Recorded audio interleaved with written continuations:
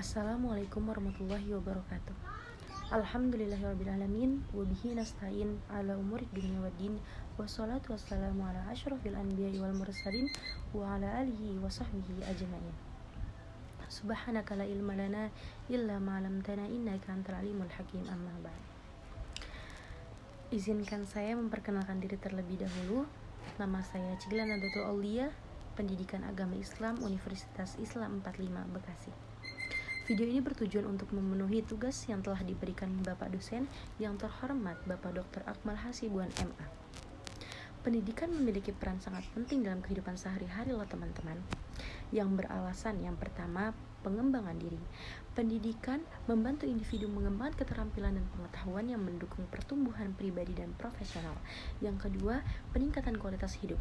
Dengan pendidikan, seseorang dapat mengakses pekerjaan yang lebih baik dan mendapatkan penghasilan yang lebih tinggi yang berkontribusi pada peningkatan kualitas hidup. Yang ketiga, pendidikan karakter. Pendidikan tidak hanya tentang akademis, tetapi juga membentuk karakter, etika, dan nilai-nilai sosial yang penting untuk kehidupan bermasyarakat. Yang keempat, kesadaran sosial. Pendidikan meningkatkan kesadaran akan isu-isu sosial, politik, dan lingkungan, mendorong individu untuk berpartisipasi aktif dalam komunitas mereka.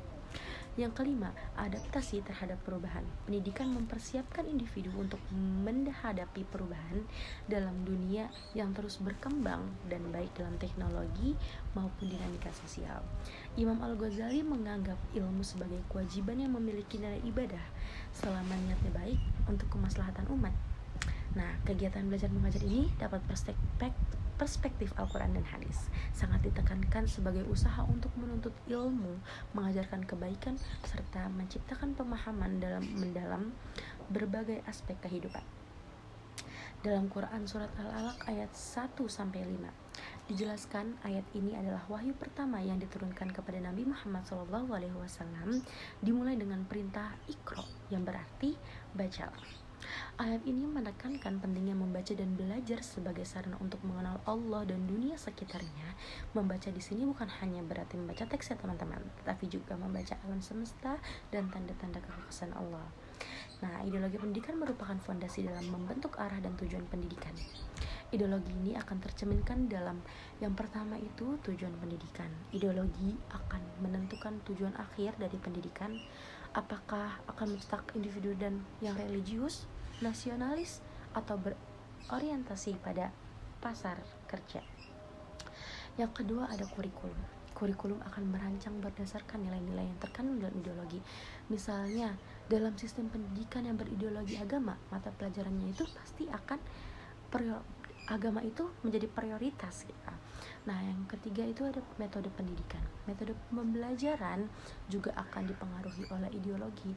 Misalnya, metode pembelajaran yang berpusat pada siswa yang lebih sesuai dengan ideologi atau yang mementingkan pengembangan potensi individu gitu.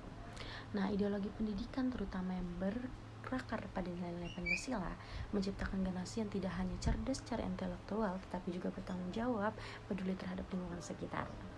Nah, dengan mengintegrasi kewajiban belajar ini dan ideologi pendidikan, kita dapat membangun masyarakat yang lebih baik, berdaya saing, dan berkeadilan.